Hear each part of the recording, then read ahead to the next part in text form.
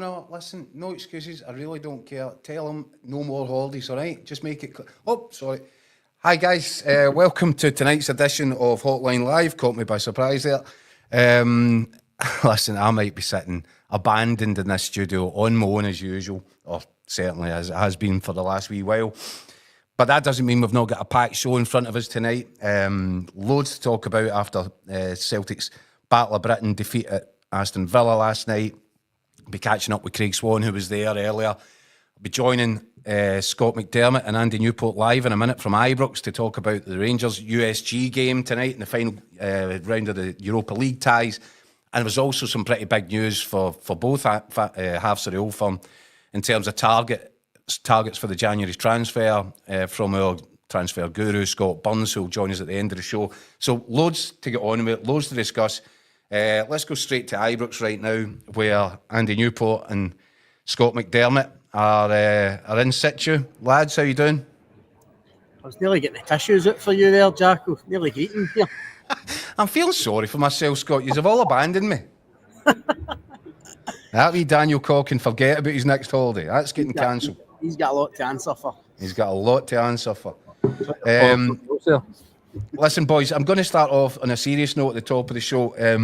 We're waiting now on a UEFA delegate report from Villa Park last night, and this horrible sort of and very real potential that Celtics fans might be banned from, you know, whether it's away to Bayern Munich or away to Real Madrid in the playoff phase of the Champions League because of the misuse of pyrotechnics last night.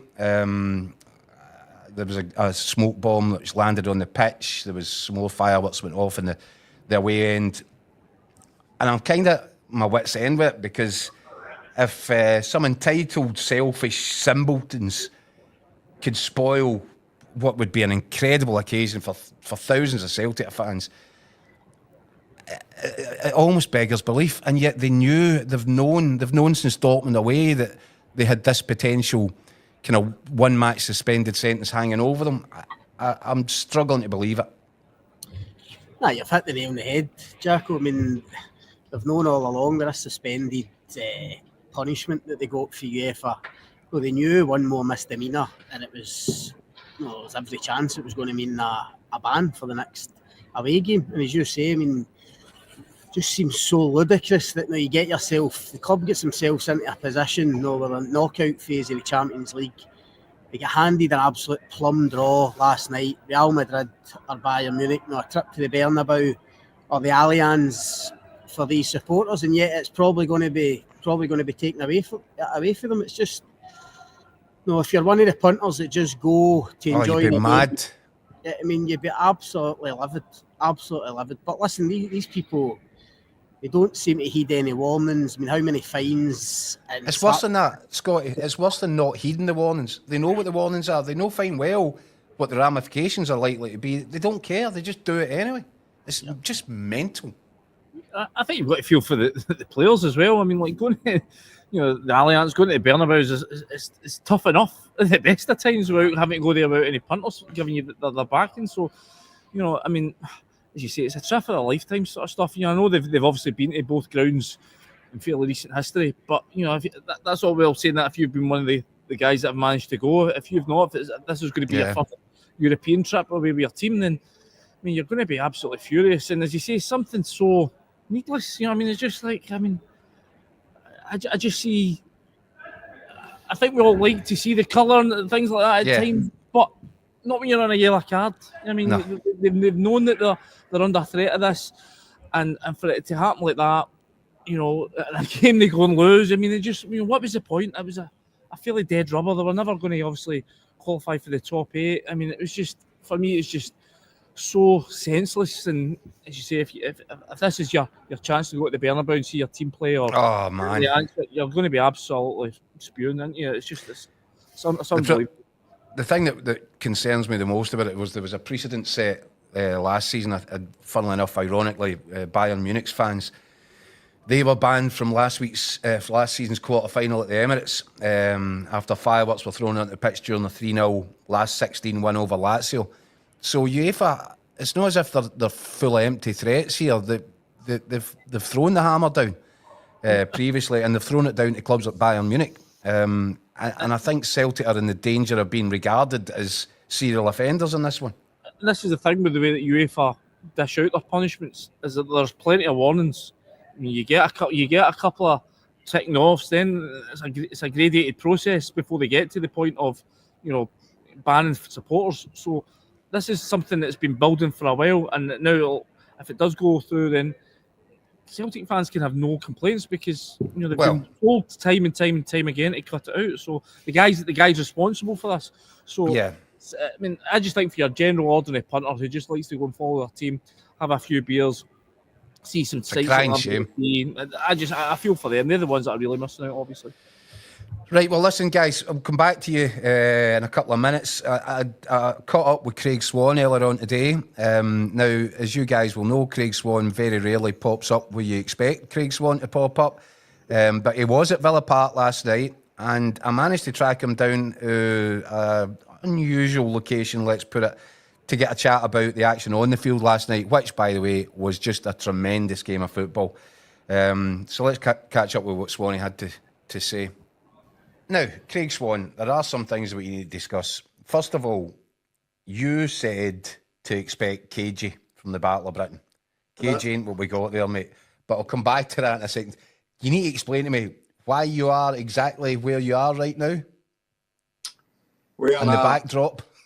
A multi-sport publication, Keith. So we go from the Champions League football to the World Masters darts at Milton Keynes, which is at the Marshalls Arena, which is attached to Stadium MK, the home of MK runs.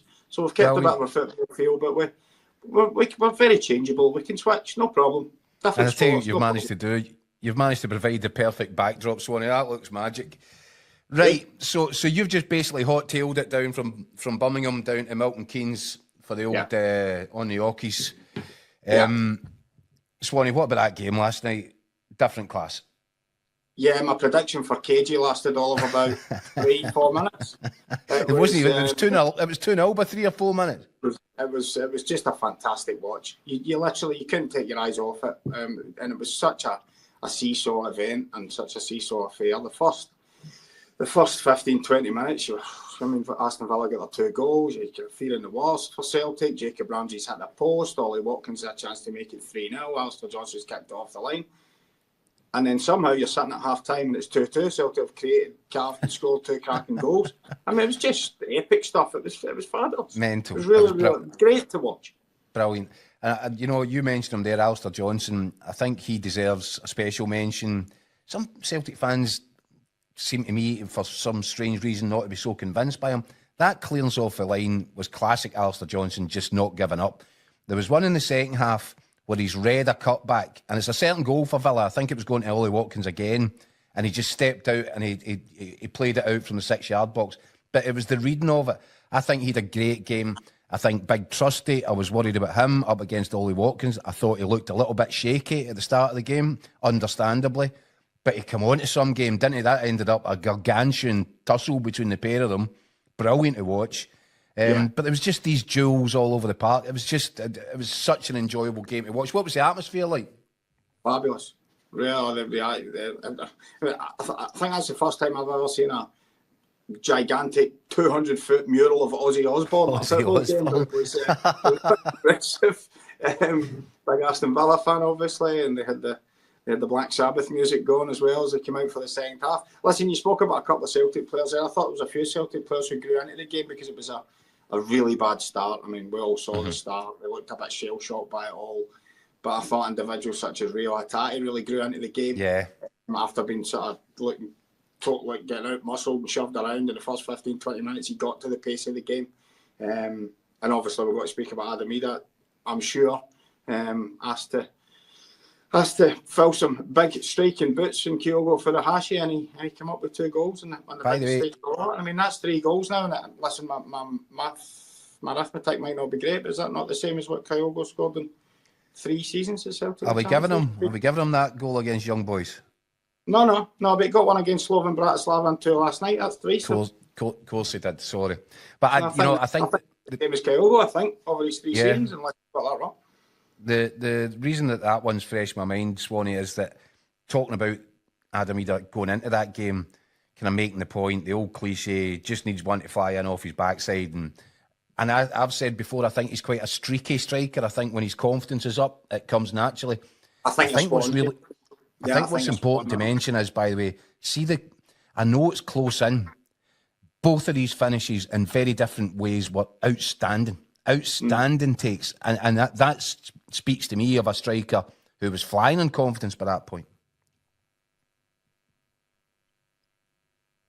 Yeah, I mean, he's obviously got to adjust his body quickly when John McGinn gets the nick on the Greg Taylor cross for his first finish.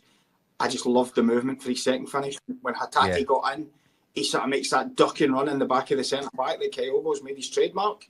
And that was, he's got a bit of movement in and around the box, Adam Idah. I think it was shown in that although he made a mess of the finish and ended up a scuffed own goal against Young Boys, he's got pace to get in behind. And he did it again in the second half. You could see he was worrying Willoughby's pace and power.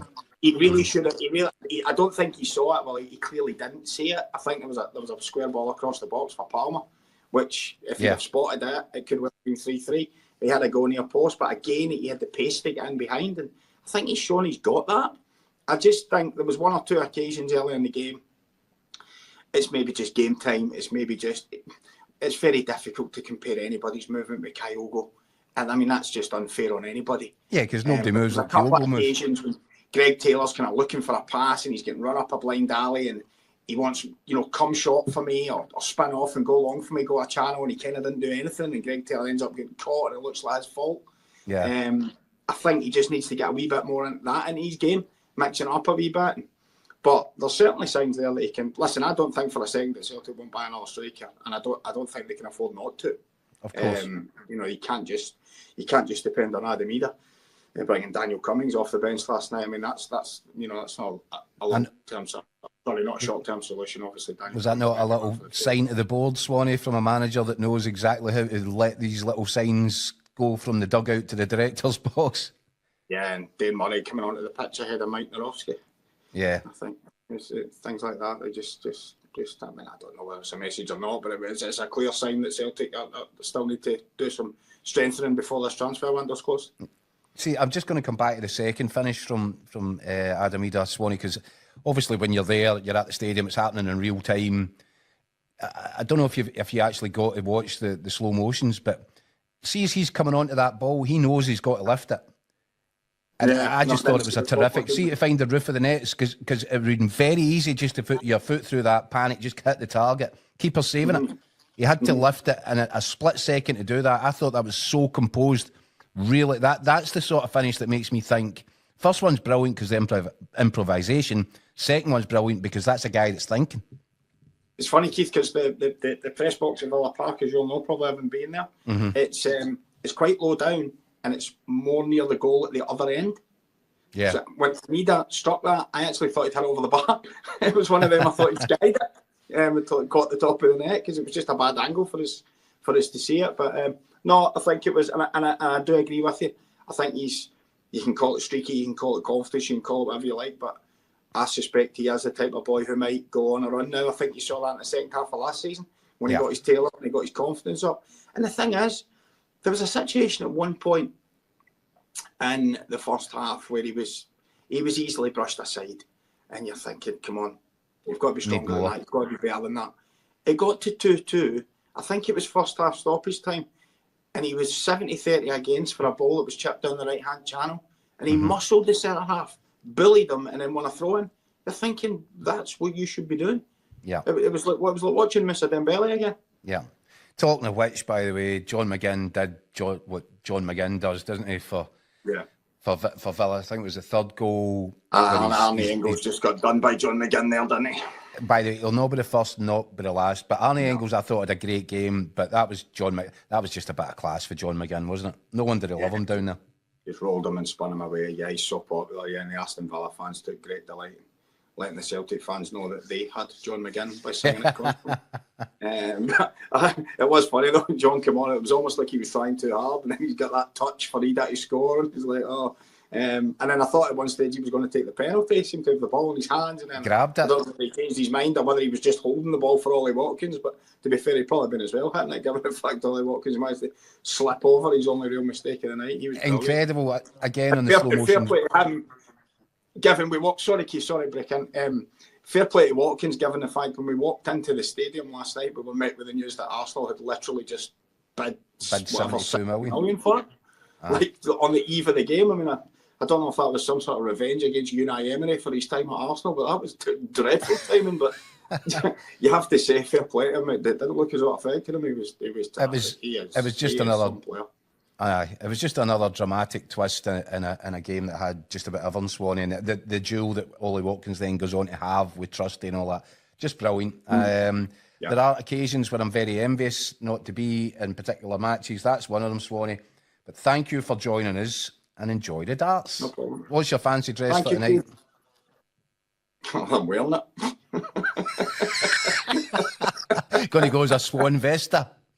Yes, I'm going to go as myself. That's silly enough. Thank you. Cheers, mate. Oh, Swanee. Got to love him.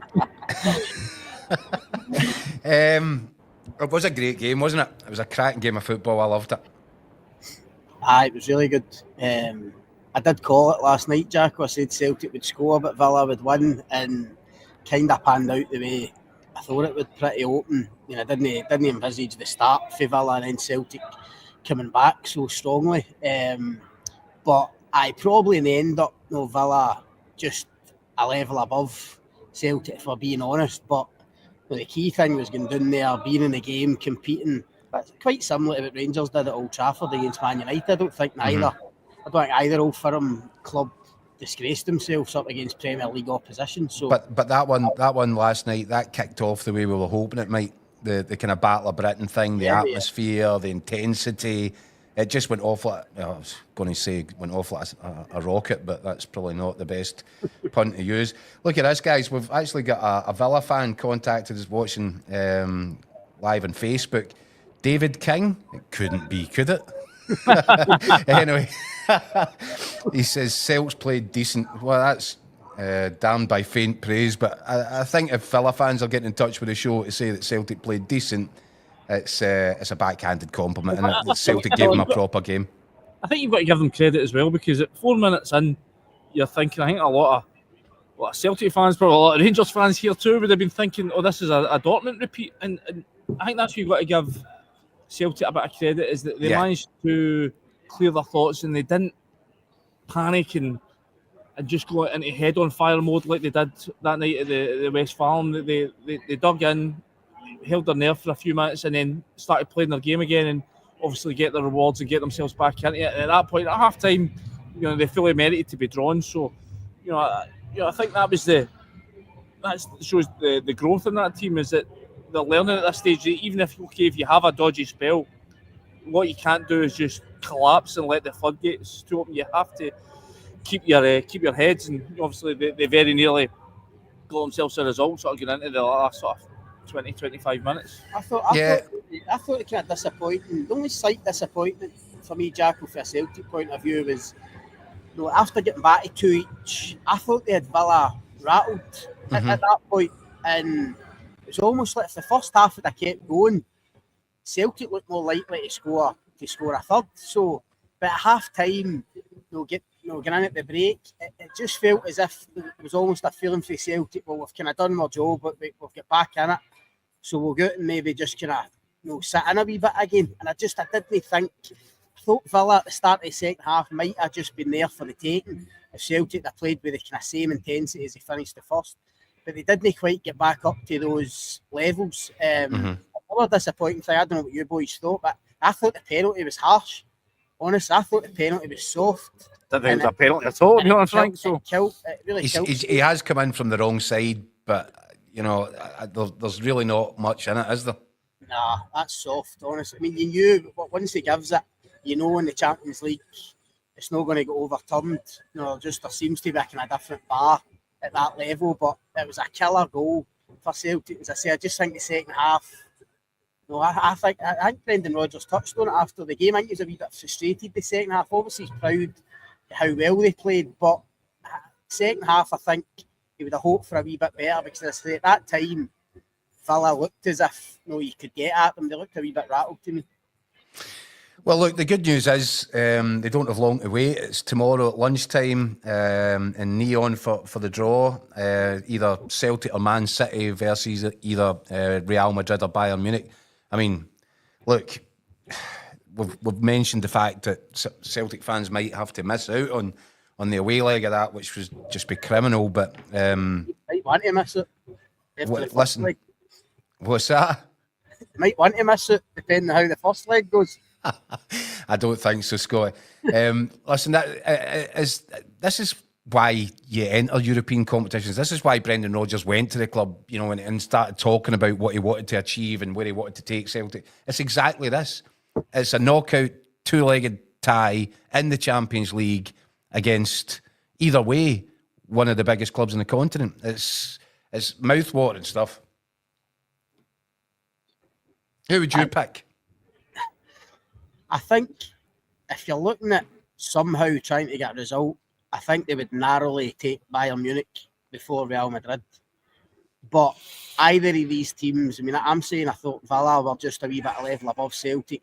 I think Real Madrid and Bayern are probably another level, maybe even two above that. So it's a monumental ask for Celtic to go and even lay a glove on any of these teams. Let's be honest about it. Of course, the first leg at Celtic Park will be absolutely electric, whoever they're playing, and they'll obviously fancy their chances of doing something at home. But they've been to Bayern and Real Madrid in recent seasons, and obviously it's been kind of heavy defeats. So you're right. There's loads of glamour to it, but I seen a thing last night where I think if Celtic had finished one place above in the table, one place more, then it'd have been AC Milan or PSV, two cracking big European sides. But I felt as if they had a real chance. Those could have been winnable ties for them. I think deep down, punters and maybe even Brendan Rodgers as well would have rather had AC Milan or PSV. As I say, there's plenty of glamour about Real Madrid or Bayern Munich, but sadly, very little chance of actually doing anything. Well, listen, the final's in Munich in May, so there's no point going there twice. They might as well go to Madrid first. I'm new Bernabeu as well. I don't think it was finished when they were there a couple of years ago. That new Bernabeu's looking something special, so I think that would probably be my pick of the two. And we've got bad memories of the Allianz for the summer, so nobody wants to go back there quite so soon. Right, well, before we move on to Rangers, a couple of things. First of all, Gianni Di Mio, one of Newton Mearn's top 5 pizza guys, says, Keith, on the comments tonight, we won't get any shout-outs. So there you are, Gianni, just for you. Also, I noticed, where are we? William Sloan, another regular. Missed the first couple of minutes. Any transfer news? There's plenty of transfer news coming, William. That'll come when we catch up with our transfer guru, Scott Burns, who's getting very excited because the clock is ticking down. 4 days to go until the deadline day. So yes, we do have, in answer to your question, there will be transfer news to come. Now, boys, to the matter at hand, you're obviously sitting in the main stand at Ibrox there. It's similar, I guess, to last night's game. Celtic Rangers have got their business done in this competition this year, but every point's a prisoner. There's money to be had out of it, and also, as we're discussing there, about who Celtic could have got in the playoff rounds, Rangers need as much as they can get in the bank here, don't they, on both levels? Yeah, if they've got any hopes, there's still an outside chance of them making the top 8. You've got to say it's slim, very slim. They need 5 results to go their way. I think it's 7 or 8 games, plus obviously they need a win here tonight. But as you say, just in terms of ensuring they get the best draw possible, I think they obviously they'll want to get as far up the table. I don't think that the situation in the Europa League is quite the same as in the Champions League, where you saw some of the big guns have particularly disappointing league phase campaigns. I think you'll see, generally speaking, most of the big players are where you expect them to be. It's not like Man City sneaking in, and was it 24th last night? A couple of other teams that were PSG were sort of struggling until last week as well. So, but certainly the higher up they finish, you would expect the easier the draw they'll get going into the playoffs. Yeah, and what do you expect from their Belgian opponents tonight? They're doing fine. Are they not in the same points as Rangers just now going into this final game? The record is remarkably similar to Rangers, both domestically and in Europe. I mean, they're sitting third, but they're 11 points off top place in Belgium. They've only won 3 games away from home domestically in the league. And then if you look at the Europa League, they get the same wins, draws, losses as Rangers. The only thing separating the teams is the goal difference. Rangers get a bit of a superior goal difference. So on that front, you'd imagine things would be fairly tight tonight. I think you've got to factor in that home advantage works for Rangers, but then Scott and I were just discussing before we came in to the ground tonight the injury news. I mean, the Rangers are really down to the bare bones. We're trying to work out what sort of team they could put out. Philippe Clement was kind of playing his cards close to his chest yesterday. He wasn't wanting to give much away at all in terms of team news. The only sort of slight update we had yesterday was the return of John Souttar to training, but I think Scott and I both agreed that it'd be unlikely to throw him right in. Listen, I think it'll be tough for Rangers tonight, Jack. I mean, I've we've seen a lot of Union in action recently, but as Andy says, I mean, they're doing okay in Belgium. In the Europa League this season already, I think they've drawn with Roma, beat FC 20, beat Braga last time out. So, I mean, they're no mugs. Yeah. And I just don't think you can underestimate as Andy says, the injuries Rangers have got. I mean, you're talking about it in the way in. It looks as if James Tavernier will need to play centre-back if with Balogun still out and Nsiala ineligible. Yilmaz will probably need to play it right back, but he's really struggled. They did brilliant there in the Old Firm game, but has struggled since in that position. Ahead of that, Hadji's ineligible, Czerny's injured, Danilo's still out. So, I mean, we're looking at it. Well, Danilo wasn't in the squad either, was he? No. I mean, Diomande and Raskin obviously play central midfield, but it's what Clement does ahead of that. I don't think he's got much option other than to play Dessers and Egerman in the same way he did at Tannadice at the weekend. So it was more like a kind of 4-4-1-1. Egerman obviously off Dessers. But it's just who fills the other position in midfield. I think it looks as if it's going to need to be one of young players. A Bailey Rice or a Zach Lovelace, I think they might come in for the start tonight, which would be massive for them. Ross McCausland's another option, but as Andy says, they're down to the bare bones. They're comfortable, obviously, in terms of the Europa League. I know they can still get a chance at the top 8. I think that's unlikely. I don't think it'll be an easy game tonight. That's why in the paper this morning I predicted it would be a draw. I've no kind of changed my opinion on that. And if Rangers can win with the squad they've got, then it'd be a terrific result. And at least it would give them that outside chance. Well, listen, if it is Bailey Rice, I'd be quite excited about seeing him because from what I have seen of him, what little I have seen of him, every time I see the boy, I just think that he's got it. He's got the potential to be a real proper player. I find it strange that his game time has been as limited as it has been. If I was Philippe Clement, I would have been trying to drip feed him into that first team, whether it's off the bench or whatever, on a more regular basis. But he got a little taster of it at Man United. He didn't look out his depth in any way, shape or form. I think it would be interesting to see what he could offer, given a start tonight, boys. I totally agree with you. I mean, it's been something we've asked Philippe Clement about over the last few months, and he's obviously played it cautious. He's seen him a day in, day out. He's quick to make the point. Listen, the kid's got incredible talent, but he needs to learn the game. It's one thing, playing the odd couple of minutes here, but coming into an environment like tonight, with what's at stake, that's another thing entirely. But I just loved the way he came on. It was at half time he came on last week, and the way he walked out onto that venue in front of that number of fans, 74,000 fans, shoulders back, head up, chest out, and just looked like he was meant to be there, just like a 18-year-old. He's got something, Andy, hasn't he? Just did not a flicker of nerves, doubt in his mind. I mean, obviously, Finlay Curtis comes on and he did well as well, but you could see there was a wee bit of nerves about him a couple of times where he's touched, deserted him. That's to be expected. He's young as well, but I just thought Bailey Rice was such an incredible attitude for a kid of his age, and you obviously saw the pass he plays for Dessers that was the shot off the post where he nearly gets Rangers level just before the equaliser. You've obviously seen Rio Ferdinand in that clip. I think Scott, you wrote a piece about it, just about the way that this is a kid coming into a game of that magnitude, and he's impressing somebody of Rio Ferdinand's stature. Yeah. I think a lot of Rangers fans would have liked to see him more of him by now. I think we've all heard the sort of the assessment of him that guys that seen him at the same age as Lennon Miller when they were both in the Motherwell team, and the vibes around then was that Bailey Rice was the better of the two. It was a type, but he was marginally ahead. I don't think you can say that now. I think obviously Lennon Miller, just the sheer volume of game time he's had at Fir Park, has seen him move far away. But this is a kid that's got some big talent, and if he can just get that opportunity to show what he's got, then I think you'll soon see him becoming a major figure here. He just needs the opportunity.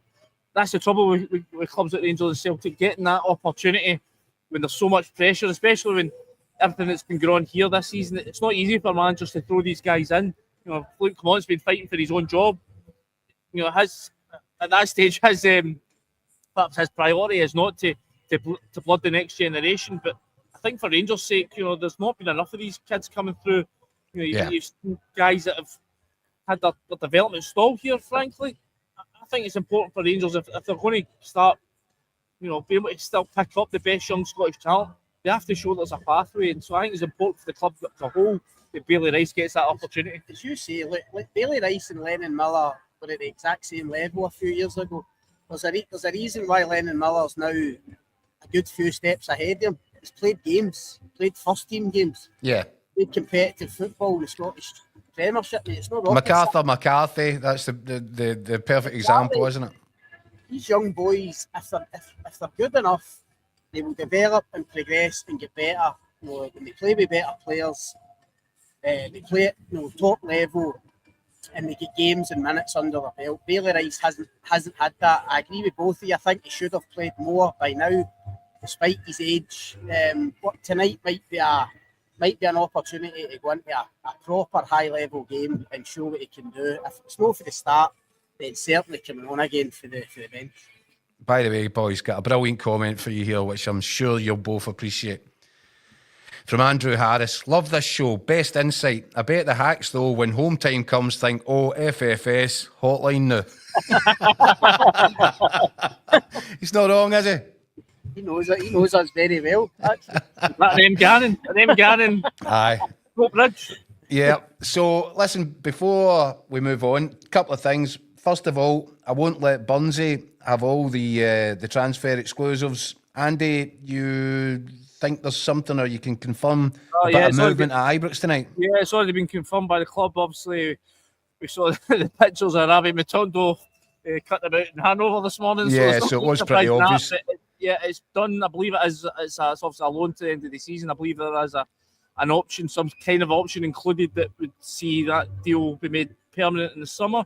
Not quite sure on the numbers yet, but I believe that is the case, which I think was the best possible outcome for all parties. To say Rabi Matondo's move here hasn't been a success is a bit of an understatement. Come in and for Rangers, in terms of Rangers, a fairly big fee in terms of £2.5 million a few years ago. Big earner, Andy. Big earner. Earning a very handsome wage. And what is he offered? I think it's something like less than 70 appearances, 8 goals. Just a guy that's just seemed to be perennially injured. I'm not sure the quality offered when he was fit. Obviously, rapid pace. I just never saw the sense in the signing. I remember it was actually when I was over in Belgium to see USG a couple of years ago when the teams played first time around, and it was just that summer after the Rangers had reached Seville, and we were speaking to all the Belgian journalists there, and they raved about Matondo, said he was the best player in Belgium in the second half of the season. But when you looked into it a bit more, he was playing for Cercle Bruges, who were playing 3-5-2, counter-attacking teams. Matondo was the sort of second striker. It's just that has never been a system or a style of play that Rangers have looked to play. Certainly not domestically, and just for me, it was never a signing that was going to fit. I didn't think technically he was ever good enough to play at a club that when they play at home that has the ball. 90% of the possession at times, and just the spaces in such a short supply.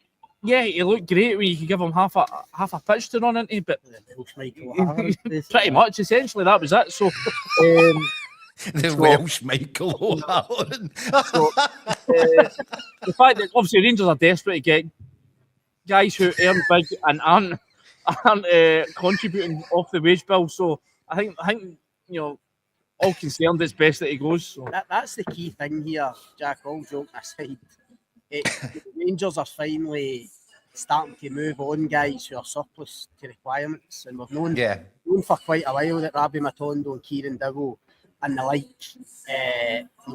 I'm going to cut it here. They're earning too much money and contributing too little to stay here. I think you could probably argue the same for Tom Lawrence, who might be the next one that they can get out. If they can get him out in January, or he'll certainly be away at the end of the season. And that's coincided with your Bailey Rice's and Finlay Curtis's being more prominent. And I think it's a wise move by Clement. The key thing with Matondo going right now is, will this allow Clement to get another body? And he's obviously brought Rafael Fernandez in as cover at the back. We know how tight the finances are. And I just wonder whether getting Matondo out the door and at least part his wage would allow Rangers to at least go and get one more in before the window closes. I'm sure Clement would probably prefer to get a couple in.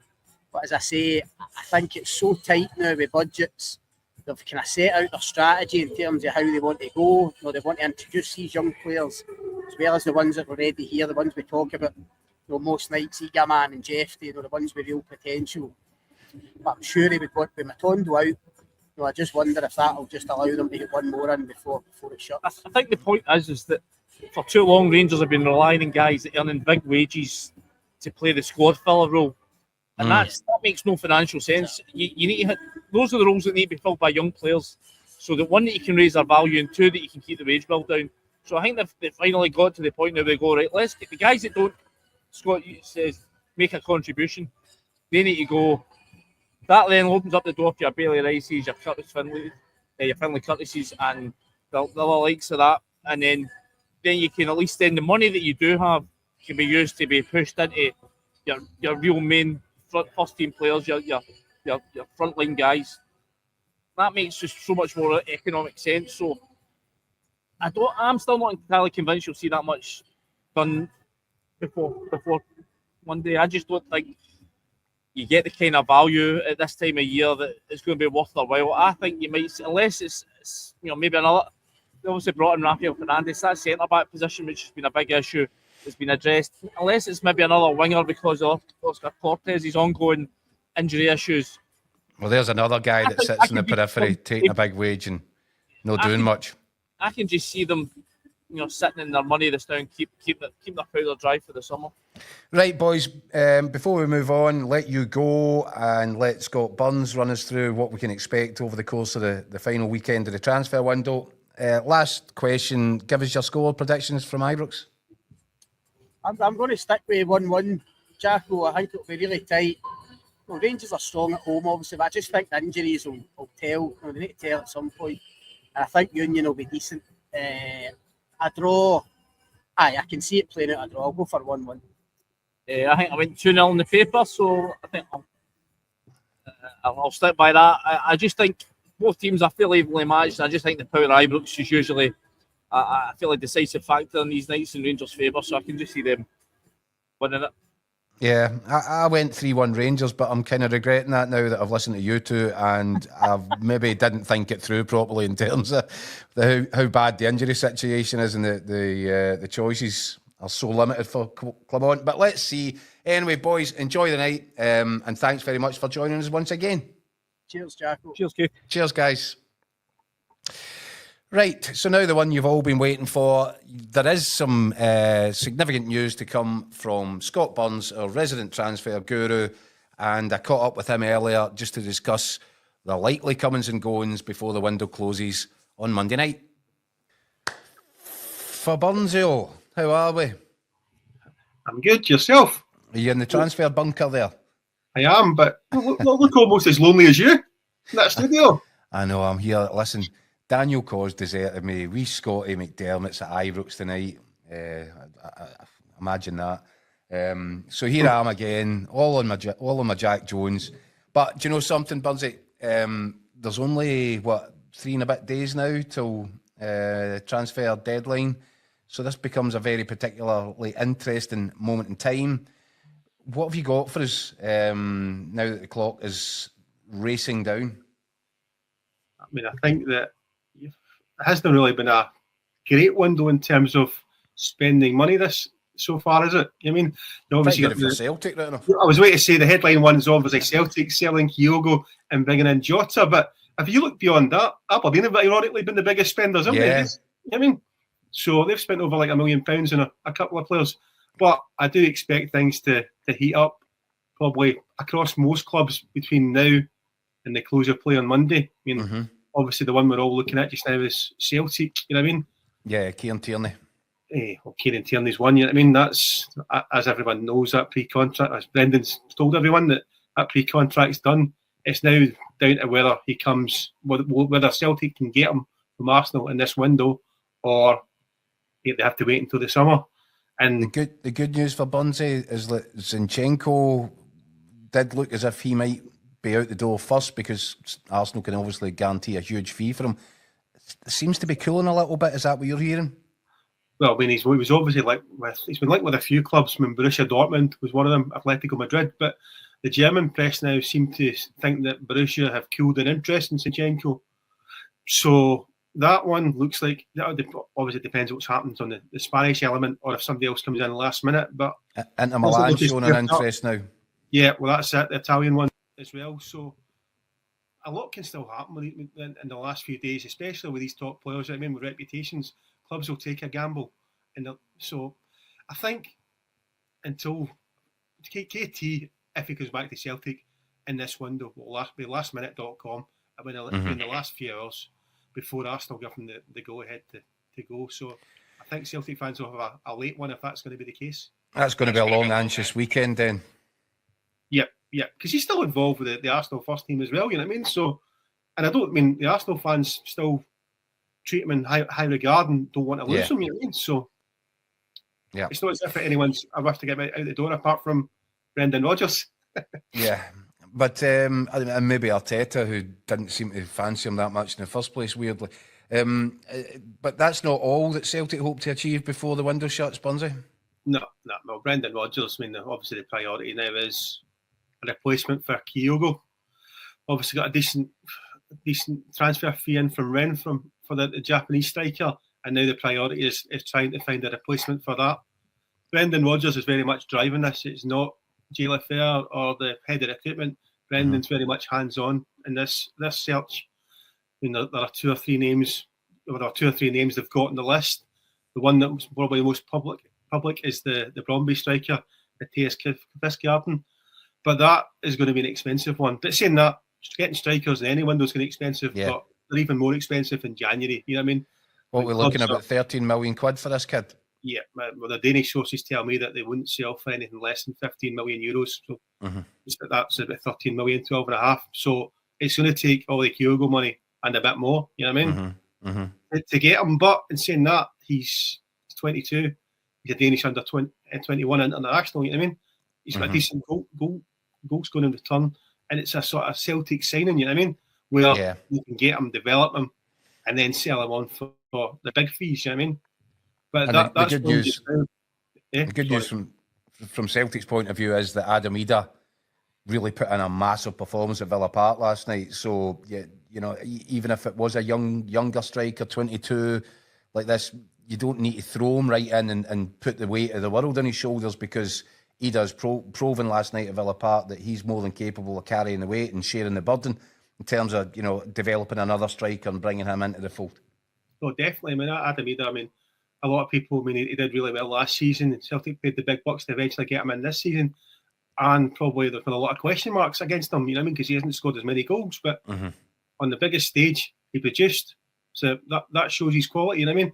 So that'll give him confidence, and he'll kick on knowing that as it stands he will be the main Celtics, well, number 9, he's got the number anyway, but he'll be the main striker.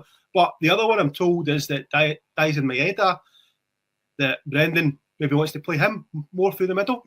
Right.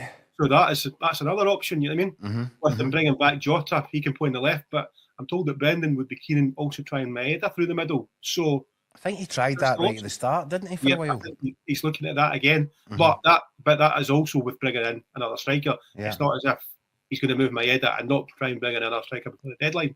All right. On the other side of the Glasgow divide, do you expect busy days ahead? Well, I said before that I thought that at the time that would be a centre half would be the only one in unless they got players out. They've obviously managed to get Kieran Dell out to Birmingham City. That's freed up a wage, and there'll probably be some French loans going out as well. So they now have budget to bring in. Looks like Matondo's away in the next 12 hours or so as well. If he can go, then that would free up another major chunk. But as it stands, they're wanting to bring in a winger, and it's a winger I'm told that would be either a loan or with an option to buy in the summer, which seems to be the way of it with Rangers just now. But so not Ryan Kent, Burnsy? No, I'm told it would be. Well, I'm not. I don't think it'll be Ryan Kent. But what they're looking for, Ryan Kent doesn't fit that bill, and it certainly doesn't. His wage packet doesn't fit the current structure. Yeah, at Ibrox. Yeah. The other name that's been linked, again, maybe it's because Celtic are bringing all their old boys back. The other name that's been linked with Rangers for some time now is Nathan Patterson. We just chatted before we came on, Burnsy. I feared for Rangers that the change of manager at Everton might throw a spanner in that works if it was even on the cards in the first place. I mean, this has been banging about for a few weeks. I think it's a dream scenario for a lot of Rangers fans, but the reality is it's never really been a reality. You know what I mean, with the Sean Dykes there, obviously it might have been a chance that he could have left when Sean Dykes was there because he wasn't getting the playing time. Yeah. But my understanding is if he was leaving, he was going on loan to a top European league. If you, I mean, rather, no disrespect to the Scottish Premiership, but a higher level than that. A return to Rangers was never on the cards for the player. But I've made a call on this today, and I've been told that David Moyes won't be letting Nathan Patterson go anywhere. He's very much part of his plans going forward. Thought Moyes might fancy him because he likes his attacking fullbacks. He likes them to get down, they offer a threat down the wing. He kind of fits the David Moyes sort of template for a fullback. Yeah, he's also Scottish as well. David likes his Scottish players, which is always good in the English Premier League. But no, I'm told that he'll very much be staying where he is, and he'll get the chance to go and push on under Davy, which is good for the national team. You know what I mean? Yeah. Probably not good for Rangers fans who are hoping for the emotional return, but that door seems to be slammed shut, I'm afraid. Okay, Scott. Now, anything else on the horizon that we should know about in the coming days? We've got just over a minute. Right. The one pending just now is Dundee United, Alan Campbell. Yeah. He's set to return the Scotland international midfielder. He's set to return to the Premier League. I expect him to sign a deal for the rest of the season at Dundee United. That should be done in probably the next few hours. But that will conclude probably Dundee United's business, which is decent. I still expect Aberdeen to bring in another centre half and a striker before Monday's deadline. And Kilmarnock are looking for the same positions, a centre defender and a striker. There's still Hearts. I think Hearts are just about done unless a half-decent striker becomes available. Yeah. And Hibs are still looking for a couple of players. So there's still lots of business to be done over the coming days. And plenty for us to keep our eyes on, Burnsy. Brilliant, mate. That's it. Right, great. Scott, I'll let you go back. You're hitting the phones. And if anything else comes up, then you know where to get us. Brilliant. Thank you. Cheers, mate. Bye-bye. And that's it for tonight's edition of Daily Record Hotline Live. All eyes now over to Ibrox, where Rangers finish off their Europa League group phase campaign. And we will be back on Sunday afternoon to discuss whatever has gone on in the mad world of Scottish football over that period of time. See you then, guys.